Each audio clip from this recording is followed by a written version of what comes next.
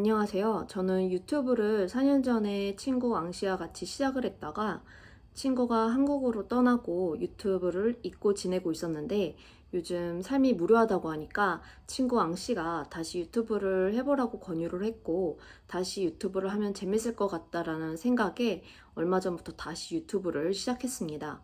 유튜브 주제를 어떻게 하면 좋을까 아직 고민이 많은데 우선 제가 찍고 싶은 걸 자유롭게 찍고 공유할 수 있는 걸 공유하면 되겠다 싶어요. 지금 이렇게 비디오를 제가 찍고 있는 건 제가 프랑스에서 대학교 졸업 때 20장의 짧은 논문을 쓰고 대학원 1학년 때 50장, 대학원 졸업할 때는 100장의 논문을 쓰면서 얻은 꿀팁 전수입니다. 이게 꿀팁이라기보다는 아마 해외에서 논문을 이제 막 쓰기 시작하는 분들이라면 굉장히 막막하실 거예요. 이럴 때 작은 도움이 될 수 있지 않을까라는 생각이 들어서 이런 영상을 찍게 되었습니다. 물론 외국에서 공부를 시작을 하고 또 이제 원어민처럼 그 나라의 언어를 하면 좋겠지만 아마도 대부분의 경우는 한국어가 조금 더 편할 거라고 생각을 합니다.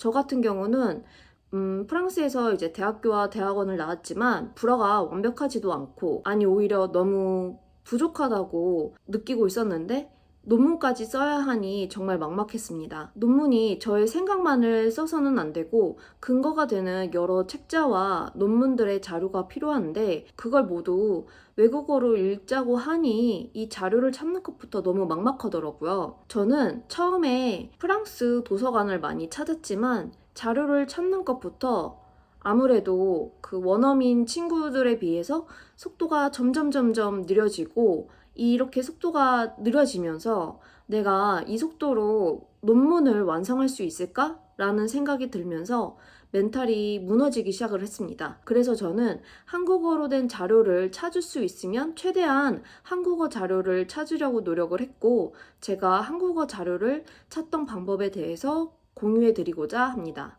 첫 번째는 논문 검색 홈페이지를 이용하는 방법입니다. 이거는 많은 한국에 계신 대학생, 대학원생 분들이 이용하시는 방법인 것 같은데 주요 홈페이지로는 리스, 키스, 디비피아 같은 많은 사이트들이 있고 쉽게 가입이 가능합니다. 한국에서 대학교를 다니셨다면 그 대학교로 로그인을 하셔서 이제 접속이 가능하시고 무료로 논문 열람이 가능합니다. 아니면은 일정 금액을 지불하고 열람이 가능하세요.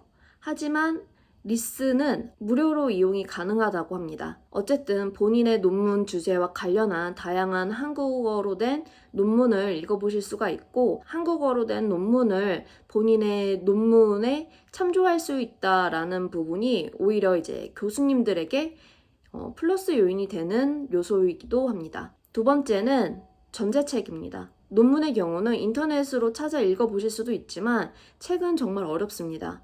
일일이 한국에서 배송을 받아 읽어보는데도 한계가 있고 외국어로 된 책을 다 찾아보기에도 시간적인 한계가 있습니다.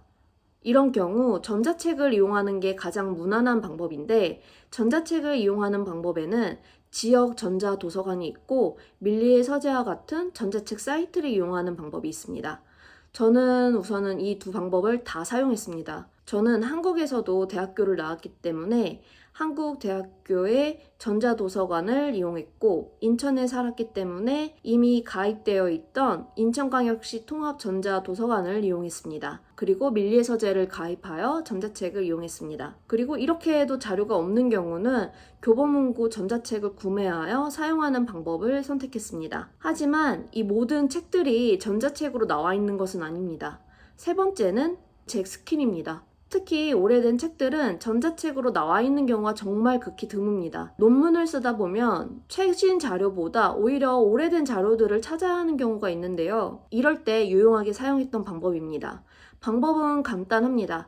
우선 알라딘과 같은 중고 서적 온라인 매장에서 중고 서적을 구매한 후 배송지를 책 스캔해주는 업체로 지정을 합니다. 구매한 중고 서적은 책 스캔 업체로 배송이 되고 스캔 업체에서 스캔본을 저의 메일로 보내주는 방식입니다. 물론 책 스캔은 저작권 도용의 위험이 있기 때문에 스캔 업체에서도 이 스캔본의 공유를 금지하고 있습니다. 스캔본을 공유하지 않고 나만 가지고 있다라고 하면은 크게 문제될 일은 없기 때문에 전자책으로 나오지 않은 한국어 책들을 쉽게 받아볼 수 있다라는 점에서 제가 정말 유용하게 사용했던 방법입니다. 해외에서 이미 논문을 쓰고 계신 분들이라면 이미 알고 계신 방법일 수 있겠지만 이제 막 외국에서 논문을 써야 하는 입장이 되셨다고 하면 굉장히 막막하실 거예요. 이런 방법으로 쉽게 한국어 자료를 찾아볼 수 있다는 걸 참고 삼아 주시길 바라며 힘내시길 바라겠습니다.